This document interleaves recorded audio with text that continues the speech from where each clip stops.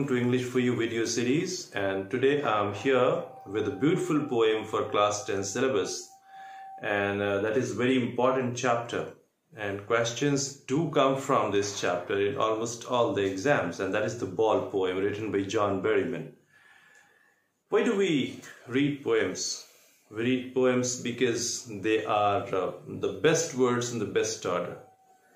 They also are spontaneous overflow of emotions. Very powerful emotions they are. Sometimes they sweep us off our foot. We also get emotional reading them. That's the power of words in a poem. That's why we like them. They have got a particular rhythm, whether they are in free verse or just restricted to a particular rhyming metrical scheme. They have got a beautiful rhythm, and that rhythm makes them musical. Okay, and that's why we love to sing them, we love to read them, we love to think about them. They somewhere they touch so many strings in our heart because they are basically attached to or related to emotions, and that's why in many ways they are different from prose. So today we are going to talk about a very important poem, the Ball poem. And since this is, very important, at the same time it has got very powerful emotions and morals hidden in it. It is not possible to do the entire poem in one video because it would take around 40-45 minutes. And I don't want my video to be so long that while listening to it you feel bored. So I decided in the first video I would talk about the poet who has created the poem, and I would talk about the themes that you find in the poem. So these are the two areas I will focus today, and in the next video we would talk about the poem itself. That would be much better, much convenient for me and for you too. So let us talk about the poet first. And who the poet was? If I ask you, then it was John Berryman.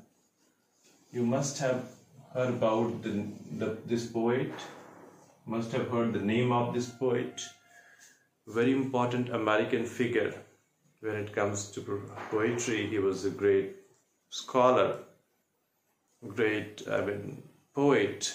He was a professor. Okay, in three big institutions he taught: Harvard, Princeton, and then he came to University of Minnesota.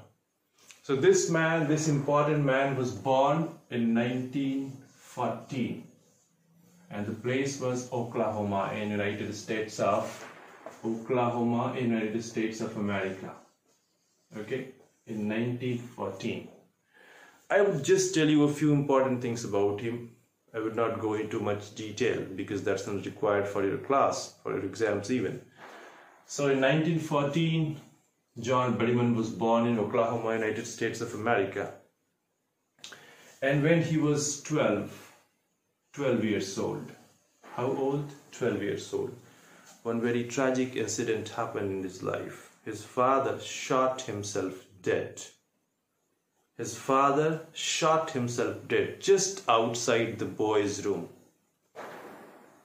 And that left a very deep scar on the mind of the child, John Berryman.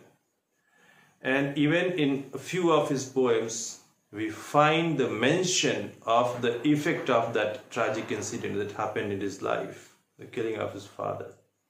Okay, and there is one more tragic thing that happened with him. We will talk about it later. So, and then he was educated at several places. Connecticut. Okay, Connecticut is the place where he received his school education. And then in 1936 he graduated from Columbia. Okay, and then on a fellowship, on a scholarship, he moved to Cambridge University,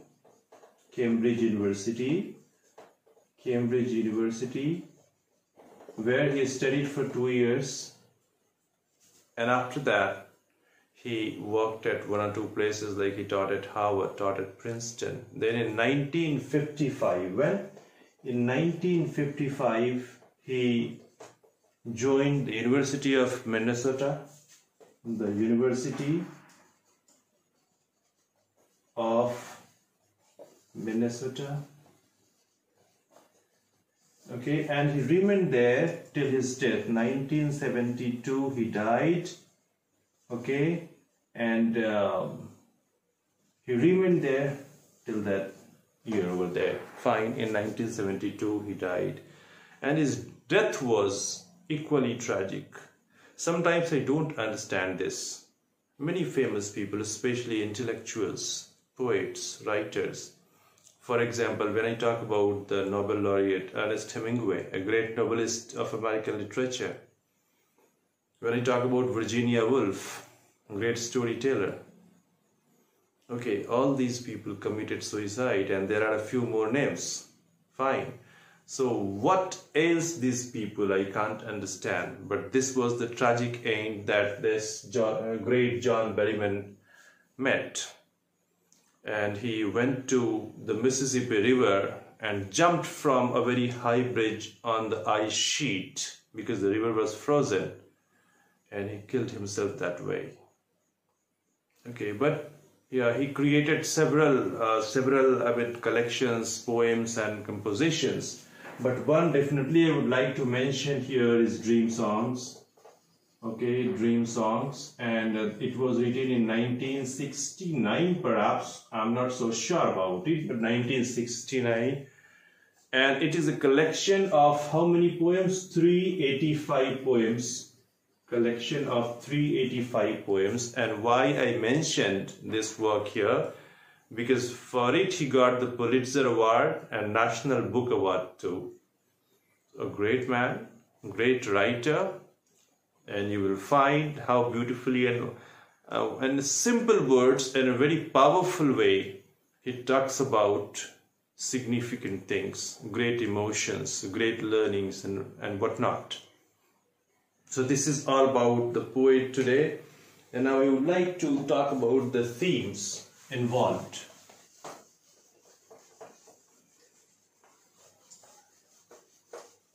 And if we talk about themes, I can sum it up in 3 words. Okay, and 3 themes are running up there. Like loss is one major theme in the whole poem. Then it comes to, from loss it goes to growing up. And somewhere it's very interesting to know that loss or some kind of tragedy or miseries, these are linked very well with growing up. If you don't lose something, you don't learn, you don't grow up.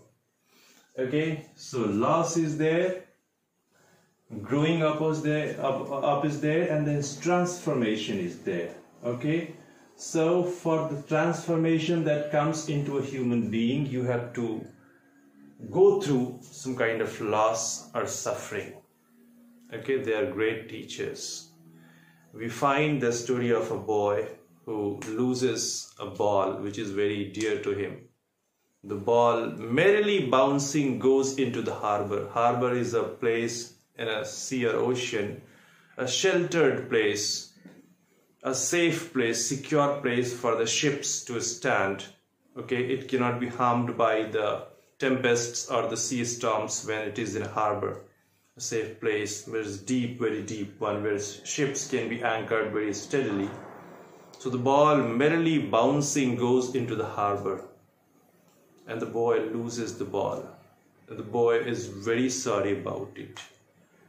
He can get a ball in a very small amount of money, just a dime, as the poet says, but it's not about the ball, it's about the memories associated with that. And that cannot be bought back, even if you get another ball. But again, the poet wants to teach that he wants you to grow up. He refuses to interfere. He wants the boy to learn himself that losses are bound to be there. They're inevitable. They cannot be avoided. But what we have to do, we have to learn from them. And that helps us grow up. Okay, and when we grow up internally, we mature up, that transformation happens, then it prepares us to face the world in the real way. So these are the 3 themes working. You can sum them up in 3 Three words: loss is there, growing up is there, and transformation is there.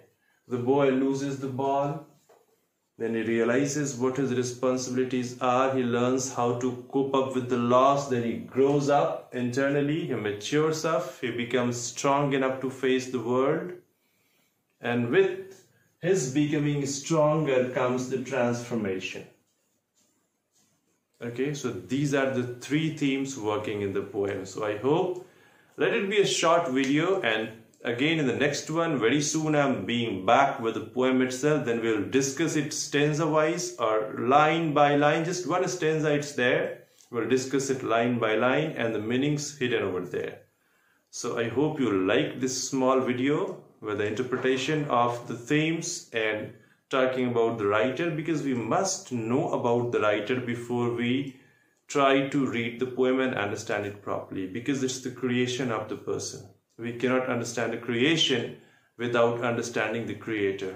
So that was John Berryman, his features, the features of his writing, the important points in his life, some tragedies that struck him, and then these themes that he introduced through the poem, the Ball poem. It's a very famous one.